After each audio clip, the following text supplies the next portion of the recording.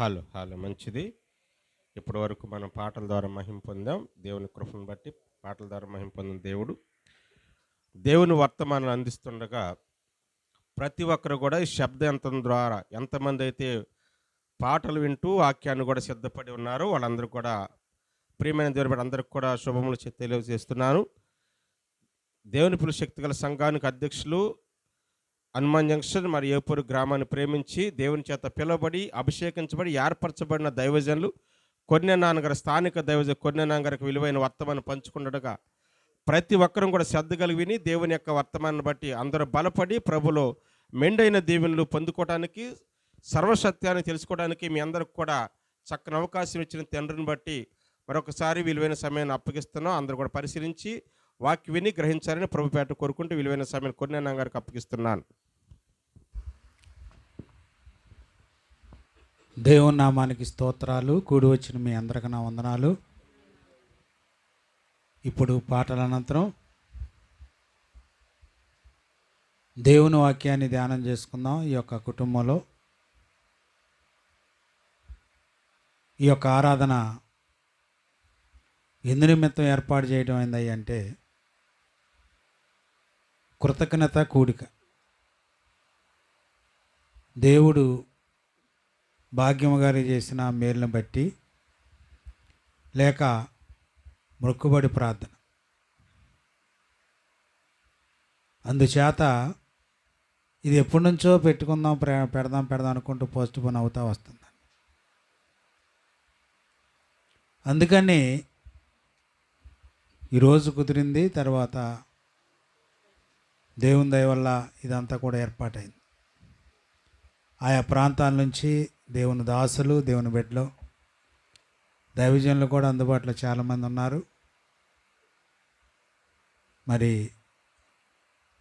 సమయం లేదు కాబట్టి ఇంక చెప్పాలంటే చాలామంది సేవకులు ఉన్నారు. ఇక్కడ కూర్చున్న వాళ్ళందరూ సేవకులే. నేను కొద్ది నిమిషాలు దేవుని వాక్యం అందిస్తాను. దయచేసి జాగ్రత్తగా వినవలసిందిగా మిమ్మల్ని అందరిని కూడా ప్రేమపూర్వకం కోరుకుంటున్నాను.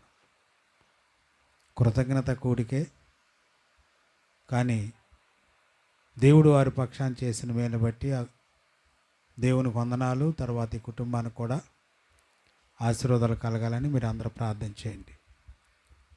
మంచిది. దైవ గ్రంథం నుండి నేను కొన్ని వాక్యాలు, దేవుని వాక్యాలు చెప్తాను. దయచేసి జాగ్రత్తగా వినవలసిందిగా కోరుకుంటున్నాను.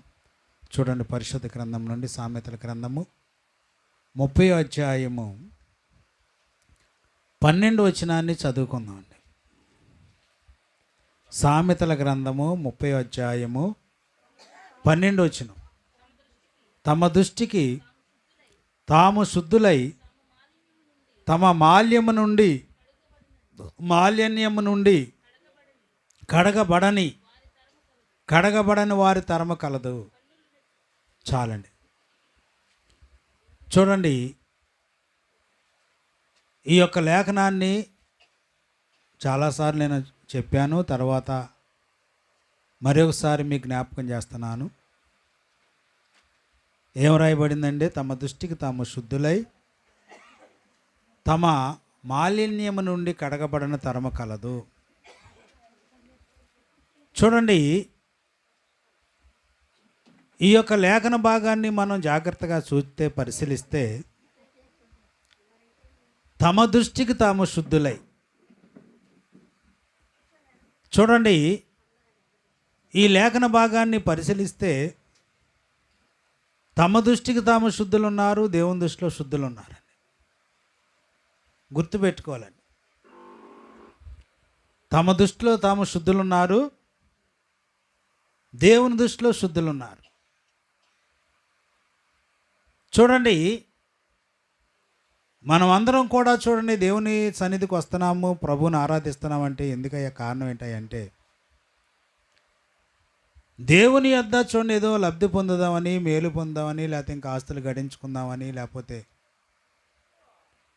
ఏదేదో చేయాలని కాదు, కానీ దేవుని రాజ్యం సంపాదించుకోవాలని, చనిపోయిన తర్వాత ఆ పరలోక రాజ్యాన్ని, మోక్షాన్ని, తర్వాత దేవుని రాజ్యాన్ని సంపాదించుకోవటానికి ఒక మార్గం అండి. దానికోసము చూడండి, మనం భూమి మీద బ్రతికున్నప్పుడే మన యొక్క మాలిన్యతను, తర్వాత మన పాపాన్ని కడిగి వేసుకొని దేవుని సన్నిధానములో చూడండి రాజ్యానికి మనం చేరాలని అనుకుంటున్నాం. దేవుని మాటలు ఏం బోధిస్తున్నాయి అంటే, తమ దృష్టికి తమ శుద్ధులై, దేవుని దృష్టిలో శుద్ధులు కాదండి, వారి దృష్టిలో వారు శుద్ధులు. ఈనాటి చూడండి సమాజము, క్రైస్తవత్వం, క్రైస్తవ సమాజం చూస్తే చాలామంది వారి యొక్క ఆరాధనని, వారి యొక్క పద్ధతులని, వారి యొక్క ఇదని వారి దృష్టిలో వారు నీతిమంతులు అనుకొని చూడండి వారు ఒక భ్రమలో నడుస్తున్నారండి. ప్రార్థనకి వెళ్ళటము, 2 పాటలు పాడటం, లేకపోతే బాప్తిసం తీసుకోవటం, పేరు మార్చుకోవటం, ఇంకా దేవునికి చూడండి కానుకలని, సందాలని, దశంభాగాలు ఇటువంటి ఇస్తూ,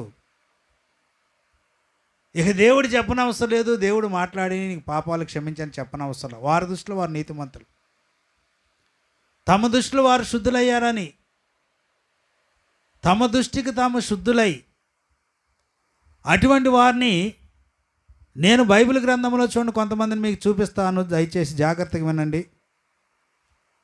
తమ దృష్టిలో తాము శుద్ధులు అనుకున్న వారు ఎవరో, దేవుని దృష్టిలో శుద్ధులైన వారు ఎవరో నేను చూపిస్తాను, దయచేసి జాగ్రత్తగా పరిశీలించండి.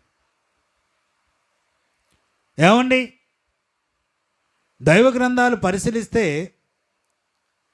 వారు దేవుడు చెప్పుకోకుండానే దేవుడు చూడండి తీర్పుగాక నీతిమంతులుగా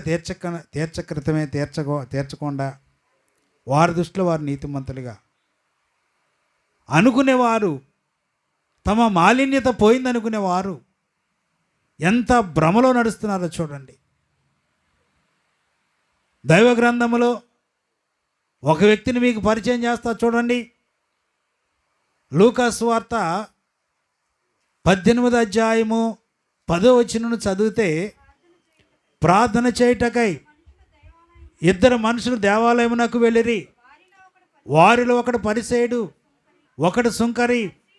పరిసేయుడు నిలువబడి, దేవా, నేను చోరులను, అన్యాస్తులను, వ్యభిచారులైన ఇతర మనుషుల వలనైనను ఈ సుంకర వలనైనను ఉండనందుకు నీకు కృతజ్ఞతాస్తుతులు చెల్లించుచున్నాను. వారమునకు 2 మార్లు ఉపవాసము చేయొచ్చు, నా సంపాదన అంతట్లో 10వ వంతు చెల్లించుచున్నానని తనలో తాను ప్రార్థించుచుండెను. చాలండి. ఎవరండి? యేసుక్రీస్తు వారు ఎగ్జాంపుల్గా చూడండి చెప్పారండి. ప్రార్థన చేయడానికి 2 మనుషులు దేవాలయానికి వెళ్ళారు. వారిలో ఒక అతను పరిసేయుడు. ఈ పరిసేయుని యొక్క ప్రార్థన ఏంటి అంటే, ఏమని ప్రార్థన చేస్తున్నాడు? దేవా, ఇదిగో నేను చోరులను, అన్యాయస్తులను, వ్యభిచారులైనను ఇతర మనుషులైనను నా వెనకమాల వచ్చి నీ సుంకరవాళ్ళైన ఉన్నందుకు నీకు కృతజ్ఞతాస్తుతులు చెల్లించుతున్నాను. నేను వారానికి 2 సార్లు ఉపవాసం ఉంటున్నాను, బుధవారం, శుక్రవారం. వారమునకు 2 మార్లు ఉపవాసము చేయొచ్చు, నా సంపాదన అంతట్లో 10వ వంతు చెల్లించుతున్నానని తనలో తాను ప్రార్థించుకొని ఇంటికి వెళ్ళిపోయాడు. ఇతని ప్రార్థన దేవుని ఎదుగు వెళ్ళినట్టు కానీ, దేవుడు రిప్లైగా సమాధానం చెప్పినట్టు కానీ లేదండి. ఉందా? తనలో తాను చేసుకున్నాడు. ఈ పరిసేయుడు తన దృష్టికి తాను శుద్ధుడు, నీతిమంతుడు. దేవుడు చెప్పనవసరంలా. కానుకలు ఇస్తున్నాగా నీతిమంతుణ్ణి, ప్రార్థనకి వెళ్ళాగా నీతిమంతుణ్ణి, 2 పాటలు పాడాగా నీతిమంతుణ్ణి, దేవునికి కానుకలు ఇచ్చాగా నీతిమంతుణ్ణి, ప్రార్థనకి హెల్ప్ చేశాగా నీతిమంతుణ్ణి, మీటింగ్ పెట్టి ఇచ్చాగా నీతిమంతుణ్ణి అనుకుంటున్నాడు. ఏమండి, కాసేపు నుంచొని ప్రార్థన చేసుకున్నాడు, కాసేపు కూర్చొని ప్రార్థన చేసుకున్నాడు, కాసేపు పడుకొని ప్రార్థన చేశాడు, కాసేపు అటు ఇటు తిరుక్కొని ప్రార్థన చేశాడు. చేసి తనలో తాను చేసుకొని ఇంటికి వెళ్ళిపోయాడు. అబ్బాయి, నేను నీ పాపాలు క్షమించాను, లేకపోతే నీకు మారుమనసు వచ్చింది, లేదా నీకు పాపక్షమాపణ కలిగింది, పలానా దొంగతనం చేసావు తీసేసుకోయా, పలానా అక్రమం చేసావు తీసేసుకో, లేకపోతే ఎవరితో సొమ్ము తీసుకొచ్చి ఇంట్లో పెట్టుకున్నా తీసేసుకొని దేవుడు చెప్పలేదు. ఇతను పాపం నుండి విడుదల పొందలేదు. తన దృష్టికి తాను నీతిమంతుడు. ఏమండి, పరిశీలించాలి. దేవుడు చెప్పకృతమే, దేవుడు చెప్పలేదు. అతను పాపక్షమాపణ కలగలేదు. దేవుడు అతనితో మాట్లాడలేదు. దేవునికి అతనికి సంబంధమే లేదు. ఏదో నామకార్థంగా వచ్చాడు, మందిరంలో ప్రార్థన చేసుకున్నాడు, మందిరంలో కొంచెం శాద తీర్చుకుందాని వచ్చాడు, ప్రార్థన చేసుకున్నాడు. ప్రభు ఇదిగో నువ్వు పంటలు ఇచ్చావు, నీకు వందనాలు, నాకు ఆస్తులు కలిసి వచ్చినాయి, నీకు వందనాలు, లేదా నీకు హల్లెలూయా, నీకు స్తోత్రాలు, లేకపోతే నాకు మంచి ఉద్యోగం ఇచ్చావు, నీకు స్తుతులు స్తోత్రాలు, లేకపోతే నన్ను మంచి ఉన్నతమైన స్థితిలో పెట్టావు, నీకు వందనాలు ప్రభా, నేను పాటలు పాడాను, నీకు వందనాలు ప్రభా, ఇదిగో నా వెనకమాల వచ్చాడు, వీడి పెద్ద నీచుడు, ఎవడో సుంకరి, అతనితో నేను అతనిలాగా ఉన్నందుకు నీ కృతజ్ఞత స్తుతులు ప్రభా, నాకు అన్నీ ఇచ్చావయ్యా, నీకు వందనాలయ్యా అని ప్రార్థన చేసుకున్నాడు. ఎంత మోసకరమైన ప్రార్థన అండి. ఇవాళ ప్రజలు ఎంత మోసకరమైన ప్రార్థన చేస్తున్నారు. ఏమండి, తమ దృష్టికి తాము శుద్ధులు. దేవుడు చెప్పనవసరం లేదు, మారు మనసు పొందనవసరం లేదు. దేవునికి మనం ప్రార్థన చేస్తున్నామంటే దేవునికి ఒక విన్నపం చేసుకుంటున్నాం, అంటే ఒక అప్లికేషన్ పెట్టుకున్నాం. ఆయన యొద్ద నుండి సమాధానం రాకుండానే, దేవుని యొద్ద నుండి సమాధానం రాకుండానే, దేవుడు చెప్పుకోకుండానే, దేవుడు నీ పాపాలు క్షమించని అనుకోకుండానే వారి దృష్టికి వారు శుద్ధులండి. ఎంత ఘోరము చూడండి. ఈనాడు క్రైస్తవ సమాజం ఎంత చీకట్లో గుడ్డితనం నడుస్తుందో, ఒక అమాయకమైన చూడండి క్రైస్తవత్వం నడుస్తుందో చూడండి. ఎవరునూ నీతిమంతులుగా తీర్చని అవసరం లేదు. వారి దృష్టికి వారు నీతిమంతులు, వారి దృష్టికి వారు పరిశుద్ధులు, వారి దృష్టికి వారు చూడండి దేవుని సన్నిధికి వెళ్తున్నారు. క్రైస్తవులు, భక్తులు, ప్రార్థనాపరులు తన దృష్టికి తాము శుద్ధులు. ఏమండి, ఇతను చేసుకున్నాడు ఇంటికి వెళ్ళిపోయాడు.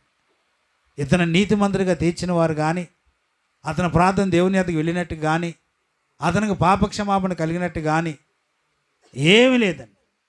ఉందా? ఉందంటారా?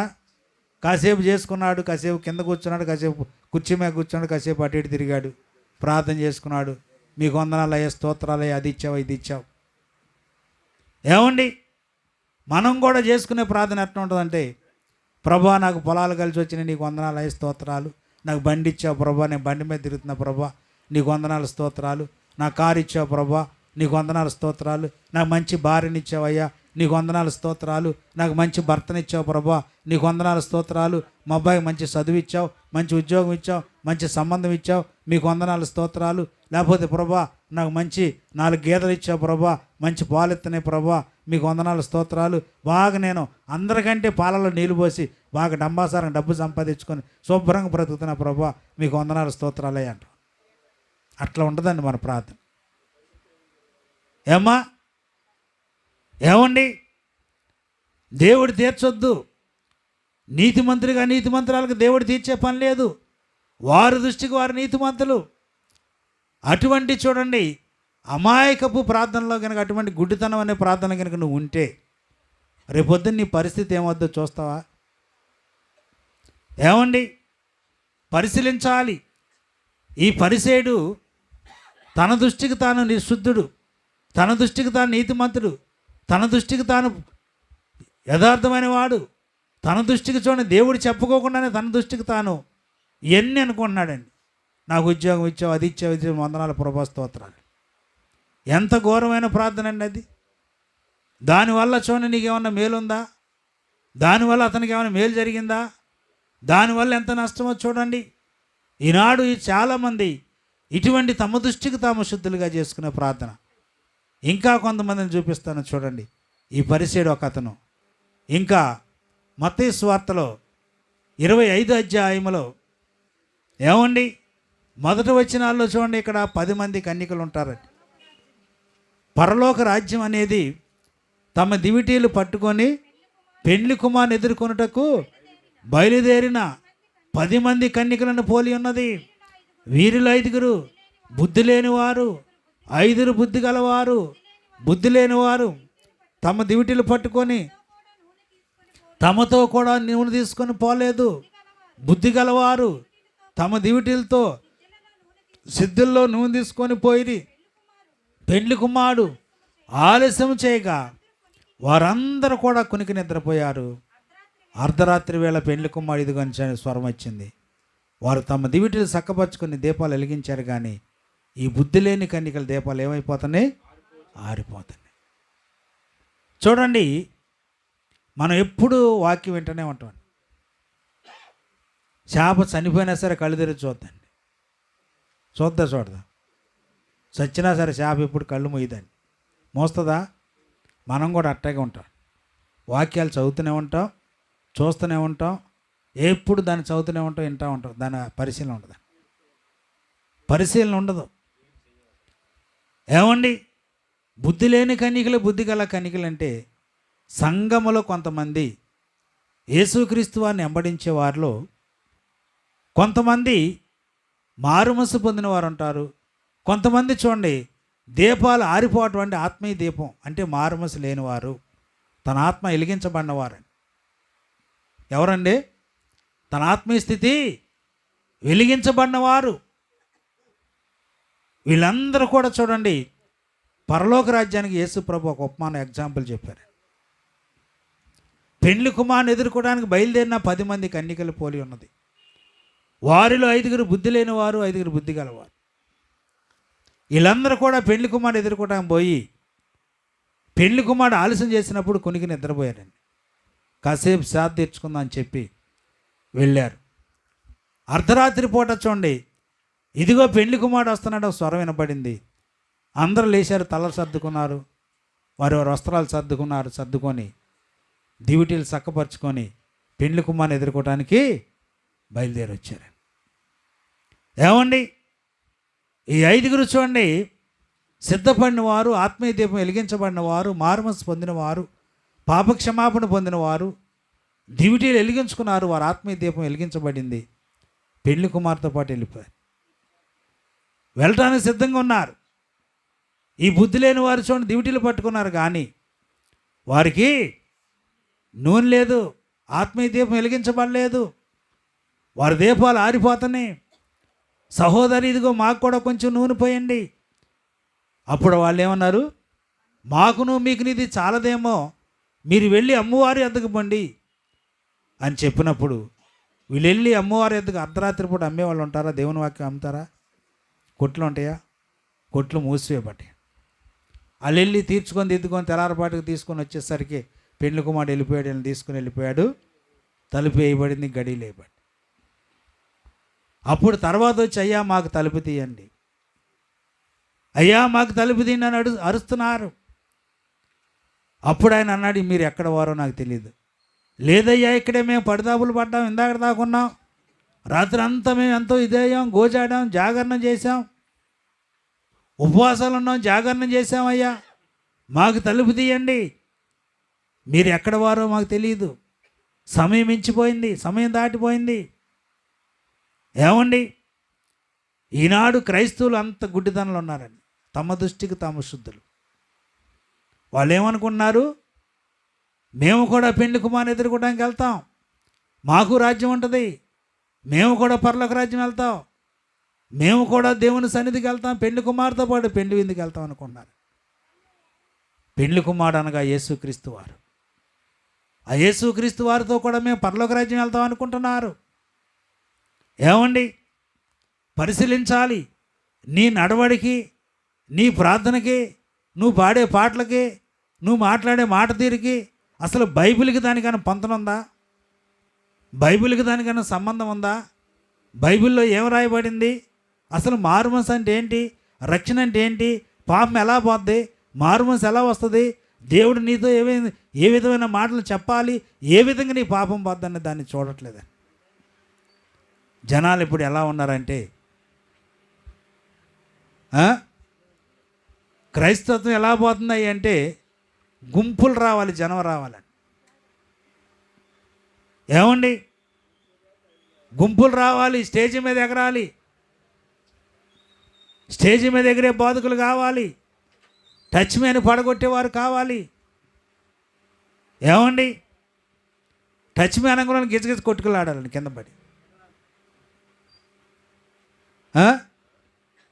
అటువంటి మాయ ప్రార్థనలకి, దొంగ ప్రార్థనలకి, అబద్ధ ప్రార్థనలకు అలవాటు పడి అసలైంది వదిలేశారు. రక్షణ మారుమనసు వదిలేశారు. పాపక్షమాపణ వదిలేశారు. నామకర్త బోధలకు అలవాటు పడ్డారు. నామకర్త సంఘాలకు అలవాటు పడ్డారు. నామకర్త చూడండి బోధకులకి ఫేవరెట్ అయిపోయారు. ఏమండి, పరిశీలించాలి, దేవుని యొక్క మాటలు గమనించాలి. ఈ బుద్ధి లేని వారు ఒక నామకర్త క్రైస్తవ సంఘంలో వెళ్ళి మారుమనసు లేకుండా, రక్షణ లేకుండా, పాపక్షమాపణ లేకుండా, ఆత్మీయ దీపం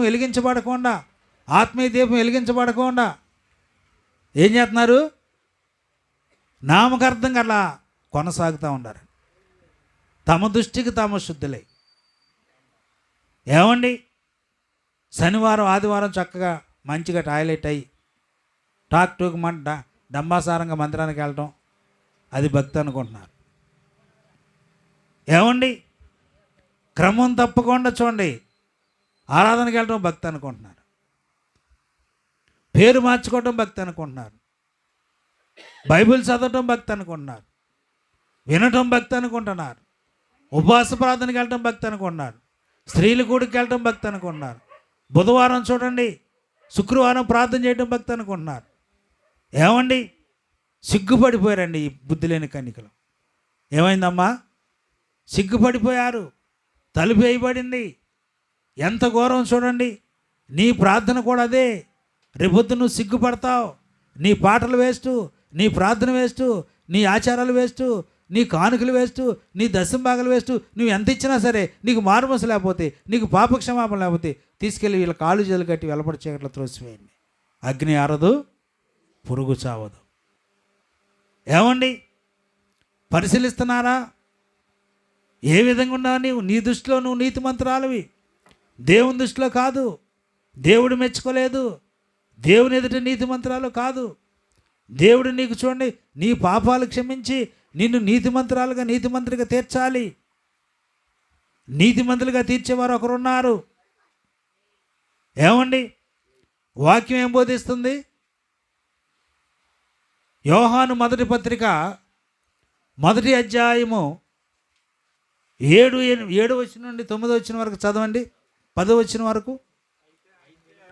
అయితే ఆయన వెలుగులో ఉన్న ప్రకారము మనమును వెలుగులో నడిచిన యెడల మనము అన్యోన్య సహవాసం గలవారమై ఉందుము.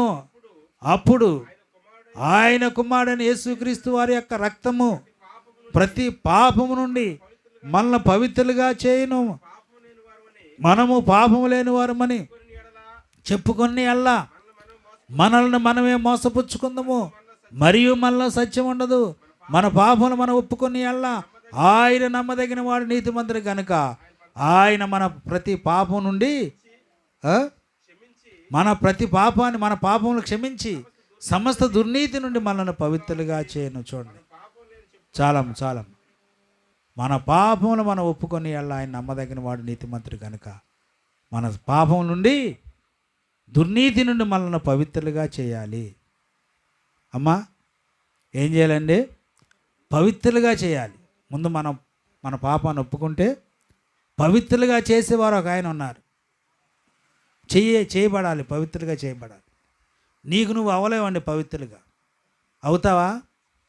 నువ్వు పేరు మార్చుకొని పెద్ద గ్రంథం తీసుకొని బైబిల్ ఇంతవారు పాటల పుస్తకం తీసుకొని టాక్ టూక్ మందిరానికి వెళ్తే నీతిమంతుడు అవుతావా? అవ్వండి, అవ్వవు. లేకపోతే ఇంకేదన్నా మంచి పాటలు పాడి ఇన్స్ట్రుమెంట్ ఇవన్నీ చేసుకొని దేవుని కోసం ఖర్చు పెట్టి దేవుని కోసం ఇదైతే నీతిమంతుడు అవుతావా? అవ్వండి. నీ పాపాన్ని నువ్వు ఒప్పుకోవాలి. ఒప్పుకున్నందుకు ప్రతిఫలంగా క్షమించానని దేవుని యొద్ద నుండి రావాలి. నీతిమంతుడికి నిన్ను తీర్చాలి. తీర్చారా ఎప్పుడన్నా? నీతిమంతుడిగా తీర్చబడ్డావా? నీతిమంతురాలుగా తీర్చబడ్డావా? ఎవరన్నా నిన్ను నీతిమంతుడిగా తీర్చారా? ఏమండి, ఈ బుద్ధి లేని కనికల పద్ధతి అంతే. నీతిమంతురాలుగా తీర్చబడుకోకుండానే పెళ్లి కుమారుని ఎదుర్కోవడానికి వచ్చేసారండి. ఎవరు రమ్మన్నారు? పెళ్లి కుమారుని ఎదుర్కోవడానికి రమ్మంది ఎవరు? అదేమంటే వాళ్ళు ఏమనుకుంటున్నారు? మేము స్త్రీల గుడికి వెళ్ళాం, ఉపవాస ప్రార్థన చేసాం, ఇదంతా చేసాం, డంబాసారంగా ప్రార్థన చేసాం, ఎగిరాం, టచ్ మేంటి పడిపోయాం, గజగజ కొట్టుకున్నాం, కాళ్ళు చేతులు ఆడిచ్చాం, ఇవన్నీ వచ్చినాయి. అసలు అవసరమైతే తల్ల కూడా ఊడిపోయినాయి, ఇవన్నీ చేసాం. కానీ మాకేంట్రా బాబు అని సిగ్గుపడతారు. ఏమండి, ఎప్పుడు నీ బడాయి బయటపడేది? ఎప్పుడు చెప్పండి? నీ బడాయి ఎప్పుడు వస్తుంది? దేవుని తీర్పు దినాల్లో వస్తుందండి. ఇప్పుడు బాగానే ఉంటావు, బాగానే వెళ్తావు, బాగానే వస్తావు. ఏమండి, నీకు నీవే నీతిమంతురాలువి, నీకు నీవే నీతిమంతుడవు, లేదా నీ బోధకుడు ఏమో నీతిమంతురాలని చెప్తారండి. ఏమండి, పరిశీలించాలి. మనుషుల దృష్టిలో కాదు, దేవుని దాసుల దృష్టిలో కాదు, దేవుని దృష్టిలో నీతిమంతుడిగా తీర్చబడాలి. తమ దృష్టికి తాము శుద్ధులై. అసలు ఆ వాక్యం చూడండి ఎంత చక్కని మాటలో. నీ దృష్టికి నువ్వు నీతిమంతుడు, నీ దృష్టికి నువ్వు తెల్లచీర కట్టుకొని తెల్ల బట్టలు కట్టుకుని నీతిమంతుడు, నీ దృష్టికి నువ్వు శనివారం రాగలు తలగబోసుకొని చక్క టాక్ టూకుమంట ప్రార్థనకి వెళ్తే నీతిమంతుడు. దేవుడు చెప్పనవసరంలా. దానికి పనిష్మెంట్గా చూడండి, రిజల్ట్గా దేవుడు నువ్వు చేసే ప్రార్థనకు ప్రతిఫలం రానవసరం లేదు. నీ దృష్టికి నువ్వు నీతిమంతురాలు. ఈ బుద్ధి లేని కనుకలు సిగ్గుపడ్డారు, అవమానపరచబడ్డారు, బయటికి తోసివేయబడ్డారు. అటువంటి పరిస్థితి రాకుండా ఉండాలి అంటే నువ్వు నిజంగా నీకు ఒక నిర్ధారణ రావాలి. నీ మనస్సాకి చెప్పట్లేదా? చెప్తుందా? అమ్మా, నువ్వు బీడీ దాగి ప్రార్థనకి వెళ్ళావు, నీ మనస్సాకి చెప్పదా? ఓర నీకు సిగ్గు సరలేదు, బీడీ దాక్కుండా ప్రార్థనకి వెళ్తామంటారా, పెద్ద తయ్యని వెళ్తున్నావు అని నీ మనస్సాకి చెప్పదా? నువ్వు సినిమాలు చూసుకుంటా, షికారులు చేసుకుని పద్దాక ఎన్ని ఫోన్లో వచ్చాయని రకరకాల అన్ని మిమిక్రీలు చూసి ప్రార్థనకి వెళ్ళి పాటలు పాడుతుంటే నువ్వు చప్పట్లు కొడుతున్నా కానీ నీకు మనశ్శాంతి ఉంటుందా? మనస్సాక్షి పొడుతూనే ఉంటుంది, గద్దిస్తూ ఉంటుంది. కొంతమంది మనస్సాక్షి త్రోసేస్తారంట. కొంతమంది ఏం చేస్తారు? మనస్సాక్షిని ఏం చేస్తారు? త్రోసివేస్తారు. అటువంటి వారు వాత వేయబడిన మనస్సాక్షి గారు. ఎవరండి వాళ్ళు? తిమోతిలో అన్నాడు చూడండి, కొందరి మనస్సాక్షిని త్రోసివేసి మొదటి తిమోతి మొదటి అధ్యాయం ఉంటుంది చూడండి, విశ్వాసం నుండి తొలగిపోయారంట. ఏమండి,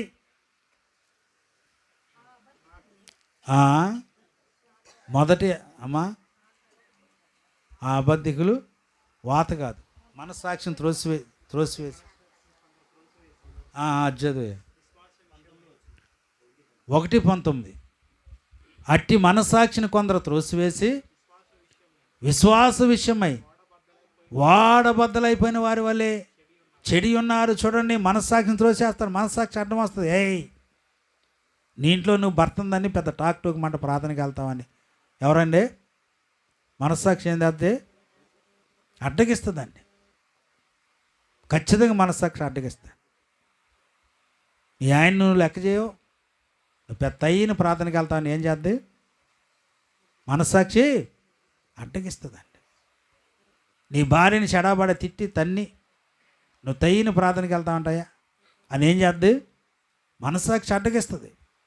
నువ్వు ఫలానా సొమ్ము ఎగ్గొట్టి నీ నిండా అక్రమాలే, నీ నిండా బూతులే, అబద్ధాలే, మోసమే, నువ్వు తయ్యిన ప్రార్థనకి వెళ్తామంటారా అని చెప్పి ఏం చేద్ది?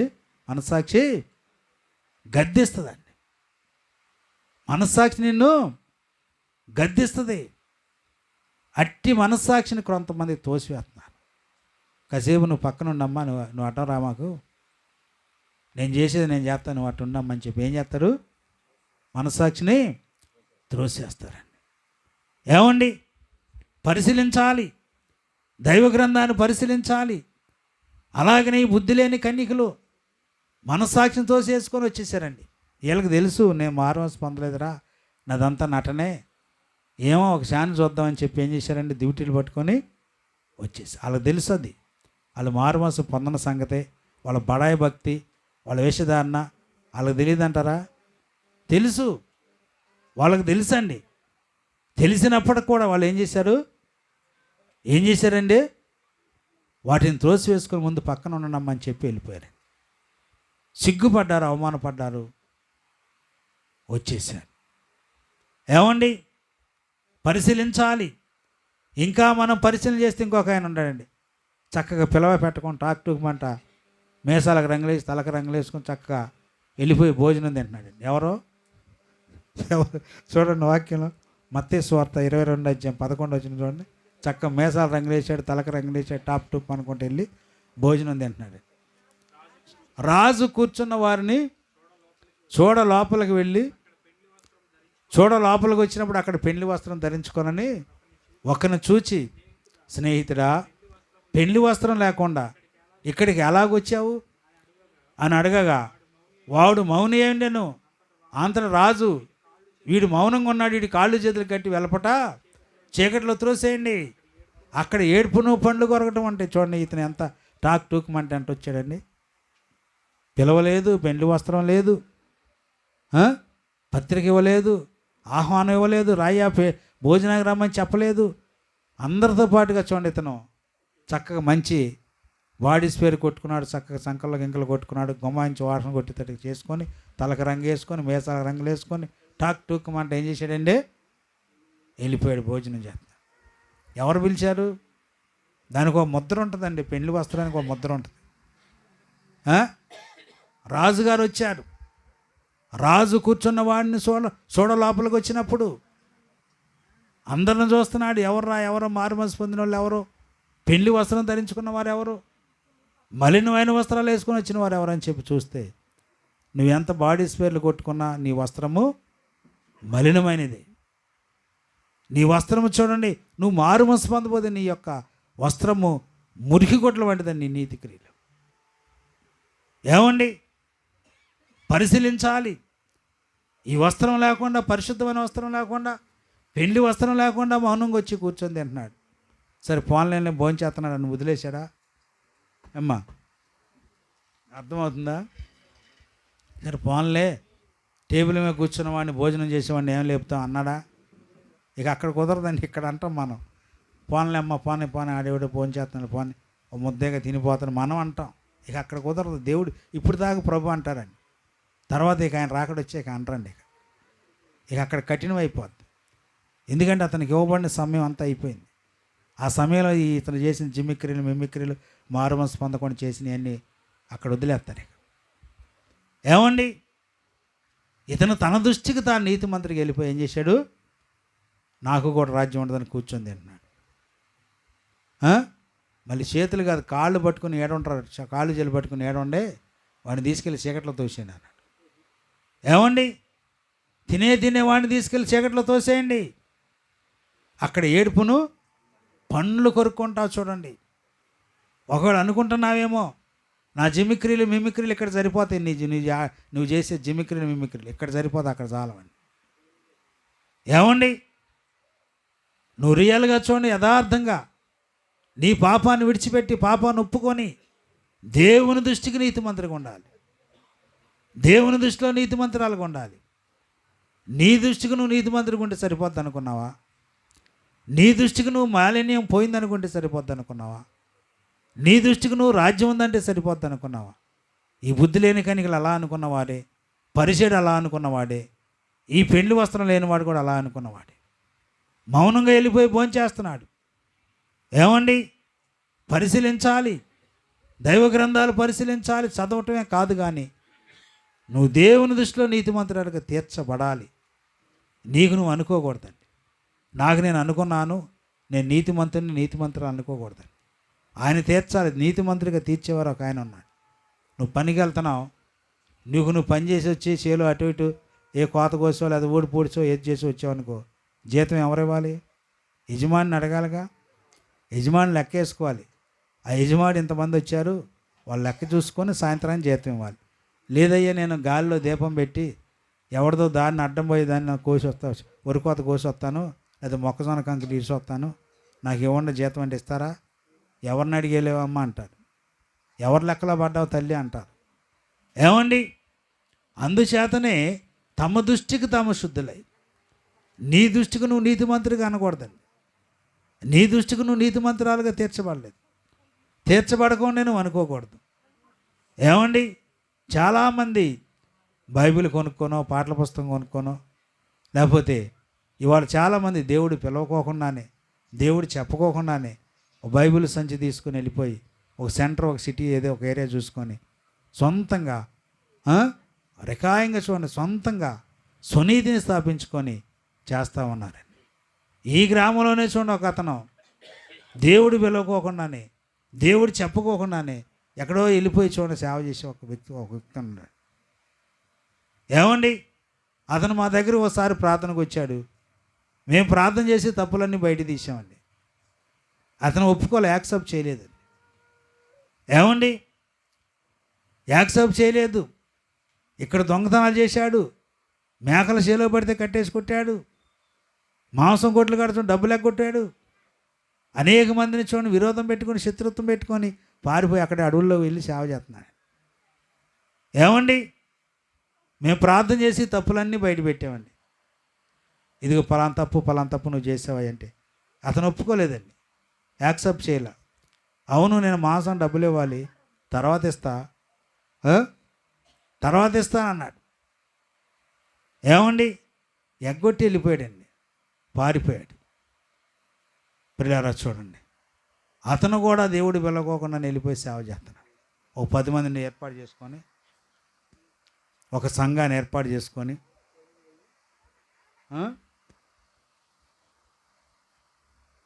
ట్రైనింగ్ లేదు, ఏం లేదండి. బైబిల్ తీసుకుంటే, సంచి తీసుకుంటే చాలండి. ఒక పాట వస్తే 2 పాటలు వస్తే చాలు. ఈ బైబిల్లో తల ఏంటో తోకేంటో ఏం అవసరంలా, తల ఎటు ఉందో తోకెట్టు ఉందో అది ఏం అవసరం లేదండి. ఇన్నోళ్ళకి ఏముందండి, ఇన్నోళ్ళు గొర్రెలు అమ్మా, వినేవాళ్ళు వాళ్ళకి వాక్యం తెలియదుగా, ఈ నిగిలిస్తే ఆయన నిగిలియాలి, ఈయన కింద పడి గిజగిజ కొట్టుకుంటే అట్లా ఉందేమోలే. ఒకవేళ ఈయన సిగరెట్ తాగకుండా వాక్యం చెప్తున్నా ఉందేమో అనుకుంటా, సిగరెట్ తాగకుండా వాక్యం చెప్తుంటే ఉందేమోలే, సిగరెట్లు తాగొచ్చామనుకుంటా. లేకపోతే దేవునికి వ్యతిరేకమైన అక్రమ జీవితం జీవిస్తూ వాక్యం చెప్తుంటే అలా చేయొచ్చామనుకుంటారు. ప్రియులారా, పరిశీలించి ఈనాడు తన దృష్టికి తాము శుద్ధులు కాదండి, దేవుని దృష్టికి శుద్ధులు అవ్వాలి. అటువంటి వారిని 3 చూపించాను. ఇంకా ఎవరో ఇంకా పరిశీలన చేస్తే అటువంటి దేవుడు చెప్పకుండా చేసే ప్రార్థన ఏమైపోద్దంటే లాస్ట్కి నీ ప్రార్థన పాపం అయిపోద్ది. నువ్వు చేసిన ప్రార్థన, కానుకలు, దశంభాగాలు అవన్నీ ఏమైపోతాయి, పాపం అయిపోద్ది. కీర్తన గ్రంథంలో 109:7 చదువుకుందాం. వాడు విమర్శలోనికి తేబడినప్పుడు దోషి అని తీర్పునందును గాక, వాని ప్రార్థన పాపమగును గాక. ఇది ఇస్కరియోతు యోధాను గూర్చిన ప్రవచనం అండి. ఏమన్నాడు, ఎవరిని కూర్చండి, వాని ఉద్యోగం వేరొకటి తీసుకుని గాక, వాని భార్య ఎదవరాలు అని గాక, వాని బిడ్డలు దేశ దింబర్లు అవుతుంది. ఇదంతా ఎవరిని కూర్చండి, ఇస్కరియోతు యోధాను గూర్చి రాయబడిన మాట. అతను మార్పు చెందకుండా తన దృష్టికి తాను శుద్ధులై యేసుక్రీస్తు వారిని వెంబడించాడండి. చూడండి, చాలా మర్మం అండి ఈ వాక్యం. తన పాపం మానుకోకుండా యేసుక్రీస్తు వారిని వెంబడించాడు. ఆయన పరిశుద్ధమైన భోజనం తిన్నాడు, ఆయన పరిశుద్ధుడైన ఆయన సహవాసం చేశాడు, ఆయనతో సహవాసం చేస్తున్నాను అనుకుంటున్నాడు. ఈనాడు చాలామంది ఎక్కడన్నా విందులు చేసినా, భోజనాలు పెట్టినా చక్క పరిశుద్ధమైన ఆహారం తింటారు. అంటే ఇక్కడని కాదు, ఎక్కడ మీటింగ్ పెట్టినా, ఎక్కడ పెట్టినా భోజనానికి సహజంగా మనం అందరం తండోపు వెళ్ళిపోతాం. క్రీస్తు భోజనం తింటున్నాం అనుకుంటాం, మంచిదే కాదంటలేదు. ఏమండి, ఈనాడు ఈ విధంగా చూడండి, ఇస్కరియోతు యోధా టైపుగా చూడండి, ఆయనతో తింటారు, ఆయనతో ఉంటారు, ఆ మీటింగ్లు తింటారు, మీటింగ్లు ఉంటారు. చివరికి ఏమైందండి, ఏమవుద్ది, సిగ్గుపడతాం, అవమానపడతాం. యోధా ఏమైపోయాడు, మనస్సాక్షి గద్దించి, ఒక రకంగా చెప్పాలంటే యోధా మనస్సాక్షికి లోబడ్డాడండి. యోధాను గురించి రాయబడిన మాటల్లో యోధా మనస్సాక్షిని గద్దించిందండి. నువ్వు నీతిమంతుడైన నన్ను అప్పగించావయ్యా, నీకు సరైన మార్పు లేదని మనసు గద్దిస్తే ఉరిబొట్టుకొని చనిపోయాడు. పౌరుషం గలవాడు యోధా. యేసుక్రీస్తు అని అప్పగించాడు కానీ పౌరుషం గలవాడు. ఎవరో యోధా, ఎవరో మాట అంటే పౌరుషం గలవాడు. మనసాక్షి పొడిచింది, గుచ్చింది, గద్దిచ్చింది, ఉరిపెట్టుకొని చచ్చిపోయాడు. మరి నువ్వు అక్కడ చచ్చిపోతావా? అదే అండి రై గారు చచ్చిపోతాం. ఆ? అంటే మన అందరం మనస్సాక్షిని తోసేసుకొని వెళ్తున్నాం. అంత పౌరుషం లేదండి. పౌరుషం లేని భక్తి చేస్తున్నాం, సిగ్గుపడే భక్తి కాదు. ఆ? బైబిల్ ఏం చెప్పిందంటే నీతిహీనులు సిగ్గు ఎరగరంటారు. నీతిహీనులు ఏం చేస్తారు? వాళ్ళకి సిగ్గు శరం ఉండదండి. ఎన్ని అన్న అనుకోండి చెవిటి పాములాగా వెళ్ళిపోతారు, ఎన్ని వాక్యాలని చెప్పుకొని అవతలకి వెళ్ళిపోతారు. నీతిహీనులు సిగ్గు ఎరగరు. అందుకని ఆయనను నీతిహీనులు సిగ్గు ఎరగరు. ఆ? జఫన్యా గ్రంథం 3:6 నీతిహీనులకి సిగ్గు ఉండదండి. ఏమండి? పరిశీలించాలి. అందుచేత ప్రియమైన దేవుని బిడ్డలారా, తమ దృష్టికి తాము శుద్ధులై తమ మాలిన్యము కడగబడిన తరమ కలదు. ఎవరి దృష్టిలోనండి? నీ దృష్టికి నువ్వు నీతిమంతుడు కాదు, కానీ ఎవరి దృష్టిలో ఉండాలి? దేవుని దృష్టిలో నీతిమంతుడికి ఉండాలి. ఇప్పుడు ఒక కోణం చూసాం. తర్వాత రెండో కోణం ఏంటంటే దేవుని దృష్టిలో నీతిమంతులు ఎవరో? దేవుని దృష్టిలో నీతిమంతులు. చూడండి, ఫస్ట్ మనం చదువుకున్న వాక్యంలోనే లూకా 18:13 ఆ తోటివాడు చూడండి, పరిసేని కంటే తోటివాడు ఏం చేశాడు? అయితే సుంకరి దూరముగా నిలుచుండి ఆకాశం వైపు నాకు కన్నులెత్తుటకైనను ధైర్యము చాలక రొమ్ము కొట్టుకొని, దేవా పాపినైన నన్ను కరుణించమని పలికెను. అతని కంటే ఇతడు నీతిమంతుడిగా తీర్చబడి, చూడండి ఆ వాక్యం మర్మం, నీతిమంతుడిగా తీర్చబడ్డాడు. నీతిమంతుడిగా తీర్చబడి ఇంటికి వెళ్ళాడు. ఏమండి? నువ్వు మందిరానికి వెళ్తున్నావంటే నీతిమంతురాలుగా తీర్చబడాలి, నీతిమంతుడిగా తీర్చబడాలి. నీవు తీర్చబడుతున్నావా? ఏమండి? నీతిమంతురాలుగా తీర్చబడపోతే సిగ్గుపడతావు, అవమానపడతావు. సుంకరి దూరంగా నిల్చుండి ఆకాశం వైపు నాకు ధైర్యము కన్నులెత్తుటకు చూచుటకు ధైర్యము చాలక రొమ్ము కొట్టుకొని ఏడుస్తున్నాడు. ప్రభువా పాపినై నన్ను కరుణించు, నా పాపాలు క్షమించు, పలానా తప్పు చేశాను, నా తప్పులు క్షమించు. ఏడిసి పశ్చాత్తాపడి తన పాపాన్ని తాను ఒప్పుకున్నాడు, రొమ్ము కొట్టుకున్నాడండి. నువ్వేం కొట్టుకుంటావు? తల బాదుకుంటావు, జుట్టు బీక్కుంటావు. ఏదన్నా భర్త తిడితే ఇంట్లో జుట్లు బీక్కుంటారండి, తల్ల బీక్కుంటారు, గుడ్లు బీకేసుకుంటారు, ఇవన్నీ చింపేసుకుంటారు. ఒకవేళ భార్య తిట్టిందనుకో వీడు వెళ్ళి ఎక్కడో మిద్ది మీద కూర్చొని జుట్టు బీక్కుంటూ ఉంటాడు. ఎందుకు వచ్చిన మేళం? ఏం చింపుకోవాలి? హృదయాన్ని చింపుకోవాలి. ఏవేలు గ్రంథములో చూడండి 2 మీ వస్త్రాలు కాక హృదయాలు చింపుకోమన్నాడు. ఏవేలు గ్రంథము 2:13 చదవండి. ఏవేలు గ్రంథంలో 2:13 చదువుకుందాం. నీ దేవుడని యెహోవా కరుణావాత్సల్యము గలవాడును శాంతమూర్తియు అత్యంత కృపగలవాడయుండి తాను చేయనుద్దేశించిన కీడును చేయక పశ్చాత్తాపండు కనుక మీ వస్త్రములు కాక మీ హృదయాన్ని చింపుకోవాలి. ఏం చింపుకోవాలి? వస్త్రాలు కాదండి చింపుకునేది, హృదయాన్ని చింపుకోవాలి. హృదయాన్ని చింపుకొని నీ దేవుని తట్టు తిరగాలి. ఏమండి? అందుచేత పరిశీలించుకొని ఈ యొక్క సుంకరి హృదయాన్ని చింపుకొని పశ్చాత్తాపడి అతను ఎక్కడెక్కడ తప్పులు చేశాడో, ఏ పాపం చేశాడో, ఏ అబద్ధాలు ఆడాడో, ఏ మోసం చేశాడో అదంతా కూడా రొమ్ము కొట్టుకొని ప్రభు దగ్గర ఒప్పుకున్నాడు. ఒప్పుకున్నందుకు రిజల్ట్గా దేవుడు ఏం చేశారు? నీతిమంతుడిగా తీర్చి ఇంటికి పంపించాడు. నీతిమంతుడిగా తీర్చి పంపించాడు. నీతిమంతురాలుగా నువ్వు తీర్చబడాలి, నీతిమంతుడిగా నువ్వు తీర్చబడాలి. అప్పుడు నువ్వు వెళ్ళిన ప్రార్థనకు, నువ్వు చేసిన ప్రార్థనకు, నువ్వు ఇచ్చిన కానుకకు, నువ్వు చేసిన దశంభాగాలకు అప్పుడు నీకు ఒక ఉపయోగం ఉంది, ప్రతిఫలం ఉంది. ఏమండి? దేవుడు నీతిమంతుడిగా తీర్చబడకుండా నువ్వు ఎన్ని ఇచ్చినా వేస్ట్, ఏది చేసినా వేస్ట్. ఏదన్నా ప్రార్థన పెడితే, మీటింగ్ పెడితే ఎగబడి పరిచయం చేస్తామండి. ఎగబడి ఎందుకంటే దేవుని మీద ఆశ కొద్ది,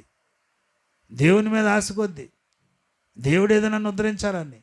మంచిదే, నీకున్న ఆశ మంచిదే, పరిచర్య చేయటం మంచిదే, కానుక ఇవ్వటం మంచిదే, ప్రార్థన చేయటం మంచిదే. ఇంకా దేవుని దాసులకు చూడండి కొంత అమౌంట్ ఖర్చు పెట్టి చేయటం మంచిదే. కానీ చేయటం మంచిదే, కానీ ఏం కావాలి? మారుమనసు, రక్షణ, పాపక్షమాపణ. దేవుని చేత నీతిమంతురాలుగా తీర్చబడాలి. నువ్వు చనిపోయేంత లోపు, చనిపోబోయే లోపులు నువ్వేం చేయాలి? నీతిమంతుడిగా తీర్చబడాలి. తీర్చబడకుండా వేస్ట్ అని ఉట్టిదేనండి. అదంతా ఉత్తి ప్రార్థనే, ఉత్తి ప్రార్థనే. దానికి ఉపయోగం లేదు, దానివల్ల ఉపయోగం లేదు. నీతిమంతురాలుగా చూడండి, ఈ యొక్క సుంకరి నీతిమంతుడిగా తీర్చబడి ఇంటికి వెళ్ళాడు. ఏమండి, తన దృష్టిలో తాను శుద్ధుడు కాదు, దేవుని దృష్టిలో నీతిమంతుడు. దేవుడే నీతిమంతుడిగా తీర్చాడు, దేవుడే తన పాపాలు క్షమించాడు. నీతిమంతుడిగా తీర్చబడి ఇంటికి వెళ్ళాడండి. నువ్వు మందిరానికి వెళ్ళినప్పుడు, ప్రార్థనకి వెళ్ళినప్పుడు, మీటింగ్కి వెళ్ళినప్పుడు నీతిమంతుడిగా తీర్చబడి ఇంటికి రావాలి.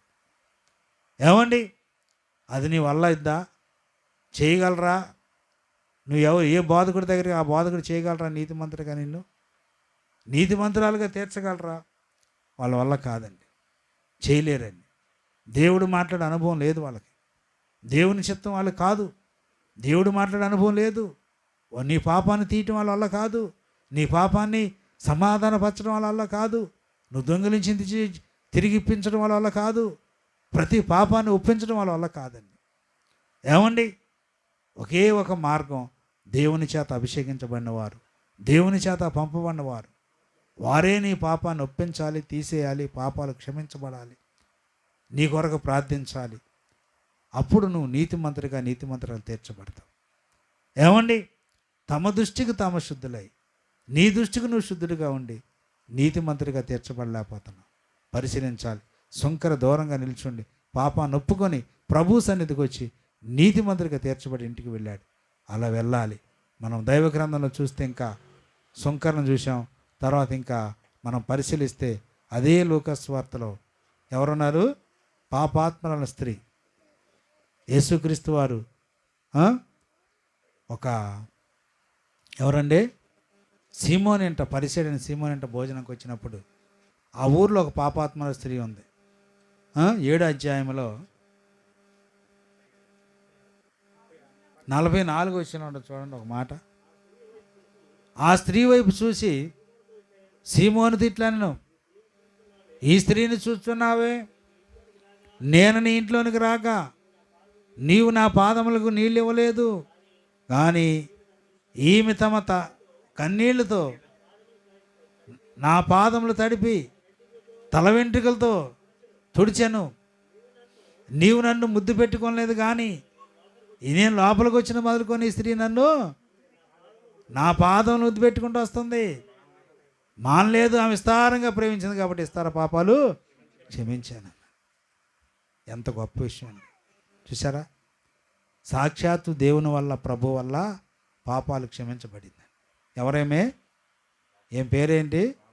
పాపాత్మరాలు. ఎవరన్నా తల్లిదండ్రులు పాపాత్మరాలు పేరు పెడతారా? అమ్మా, ఏదో 2 అక్షరాలు వచ్చే పేర్లు, మంచి నైస్ పేర్లు పెట్టుకుంటారు, కానీ పాపాత్మరాలను ఎవరైనా పెడతారా? పెట్టండి. ఎవరు పెట్టారు ఏమో ఈ పేరు? సమాజం పెట్టింది. సమాజం ఎవరో పాపం చేయనట్టుగా, ఒక్కతే పాపం చేసినట్టుగా సమాజం అందరూ కలిసి ఏం చేశారు? పాపాత్మరాలా అని చెప్పి పిలుస్తూ ఉన్నారు. పనికి వెళ్ళినా పిలుస్తున్నారు, కలుపుకి వెళ్ళినా పిలుస్తున్నారు. ఓ పాపాత్మరాలు ఇటు వచ్చుకోయ్యమ్మా అంటున్నారు, అది ఇటు తిరిగమ్మంటున్నారు, ఈ పని చేయి ఆ పని చేయి అంటున్నారు. అక్కడ అవన్నీ రాయబడవండి, మేము చెప్తే మీకు అట్లా పిలుస్తున్నారు, అవమానపరుస్తున్నారు. ఏది చేసినప్పటికి కూడా ఆమెకి అవమానం కలుగుతుంది. ఇక ఆమె ఒక నిర్ణయానికి వచ్చిందండి. ఏమనుకుంది? ఈ పేరు బావాలంటే నేనేం చేయాలి? డబ్బు ఇచ్చినా కానీ బాదు, లేకపోతే విందు చేసినా బాదు, భోజనాలు పెట్టినా బాదు, ఏది చేసినా బాదు. ఒక ఊర్లోనంటే ఒక పొట్టాయన ఉన్నాడు, ఒక నార్మల్ ఎత్తాయన పొట్టాయన ఉన్నాడు, గుండ్రంగా ఉంటాడు. అతను చూసి పొట్టాడా అంటున్నారు. సమాజం అందరూ కూడా పొట్టాడా అని పిలుస్తాడు. ఈయన ఒక నిర్ణయానికి వచ్చాడు, ఈ పొట్టోడి పేరు ఎట్టబోవాలరా అని చెప్పి ఏం చేశాడంటే అందరిని పిలిచి, ఆ ఊరిలో అందరిని పిలిచి గొప్ప విందు చేశాడంట. విందు చేసి, ఒరే బాబు నన్ను పొట్టాడని పిలవమాకండ్రా, చక్కని మాంసం తెచ్చి విందు చేసి నన్ను పిలవమాకండ్రా బాబు అని చెప్పి బాగా విందు పెట్టి పంపించాడంట. వెళ్తా దారిలోకి వెళ్ళిన తర్వాత ఒక ఆయన ఎదురొచ్చి, అయ్యా ఎక్కడికి వెళ్ళి వస్తున్నారు అన్నాడంట. పుట్టోడి ఇంటికాడ భోజనానికి వెళ్ళొస్తున్నా. ఏమన్నాడు? పుట్టోడి ఇంటికాడ భోజనానికి వెళ్ళి వస్తున్నాడు. అటు పేరు బాదు కదండి. నువ్వు భోజనం పెట్టు, విందు చేయి, ఏదన్నా చేయి, పోదండి. అటు పాపం ఇక నెత్తినారు కొట్టుకున్నాడు, ఓరు బాబు దేనికి వచ్చింది మేడం. అట్లాగే ఆ పాపాత్మురాల పేరు పోలేదండి. ఆమె ఏం నిర్ణయించుకుందంటే, ఈ గ్రామానికి ప్రభు వస్తున్నారు, ఇక ఆయన ఒక్కడే నా పరిష్కారం, నా పాపానికి, లేకపోతే ఈ పేరు తీసేయాలంటే ఇక ఆయన ఒక్కడే అని చెప్పి ఏం చేసిందంటే ఒక నిర్ణయానికి వచ్చి, ఆ సీమోన్ అనే ఆ యొక్క పరిసేడు సీమోన్ ఇంటికి ప్రభు భోజనానికి వస్తుంటే గబగబా వచ్చి కన్నీళ్ళు విడిచి ఆయన పాదములో కూర్చొని సాగిలు పడి కన్నీళ్ళు విడిచి కన్నీళ్ళతో పాదాలు తడిపి తల వెంట్రుకలతో తుడిచి ఒక సేరున్నర అత్తర తీసుకొచ్చి ఏం చేసిందండి? పాదాలకు పూసింది. ఏమండి?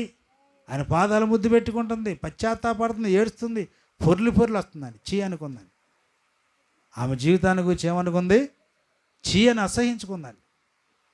ఏమండి? ఈనాడు చూడండి, చాలామంది పిల్లరా మారుమనసు పొందలేకపోతున్నారండి. కారణం ఏంటంటే వారి పాపాన్ని గురించి చీ అనుకోవట్లా, సిగ్గుపడతలా, అవమానపడతలా, సిగ్గెరగరు, నీతిహీన సిగ్గెరగరని వాళ్ళు సిగ్గుసేరం అంటలేదని.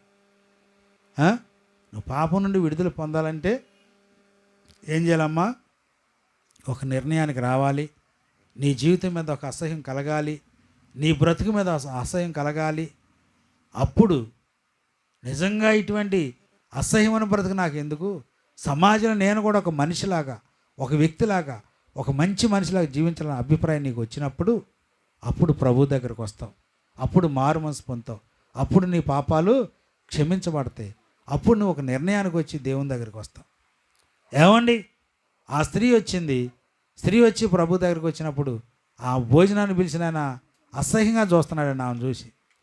మరి ఏమా ఒక పాపాత్మురాలు, ఈయన ప్రవక్త అయిన ఎల్లా ఏమి యవతయో ఏమిటో అతనికి తెలుసు, ప్రభుకి తెలిసి ఉంటుంది అని చూస్తే ప్రభు అన్నారు, సీమోను, ఎందుకై నీ హృదయం నువ్వు ఆలోచన చేసుకుంటావు, ఎందుకు నువ్వు ఈ విధంగా ఉంటావు? నేను నీ ఇంట్లోకి వచ్చాను, నువ్వు నాకు కాళ్ళకి నీళ్ళు ఇవ్వలేదు, ఏమైతే కన్నీళ్ళతో నా పాదాలు గడిగింది, నా కొబ్బరి నూనె రాయలే తల అంటలేదు, ఏమైతే నా తల మీద అత్తర పోసింది, నువ్వు నన్ను ముద్దు పెట్టుకోలేదు, ఏమి నా పాదాల ముద్దు పెట్టుకుంటుంది. ఆమె విస్తారంగా ప్రేమించింది కనుక విస్తారమైన పాపాలు క్షమించబడ్డాయి. చూసారా? యేసుక్రీస్తు వారి చేత పాపక్షమాపణ పొందాలండి. ఏమండి? యేసుక్రీస్తు వారి చేత నీతిమంతురాలుగా తీర్చబడాలి. యేసుక్రీస్తు వారి చేత నీతిమంతులుగా తీర్చబడాలి. ఈ మగ్దలేని మరియ చూడండి, నీతిమంతురాలుగా తీర్చబడింది, పాపక్షమాపణ పొందింది, ప్రభు ద్వారానే పాపక్షమాపణ కలిగింది. ఆమె దృష్టిలో ఆమె నీతిమంతురాలు అవ్వలేదు, ఆమె దృష్టిలో ఆమె నీతిమంతుడిగా తీర్చబడలేదు. ఏమండి?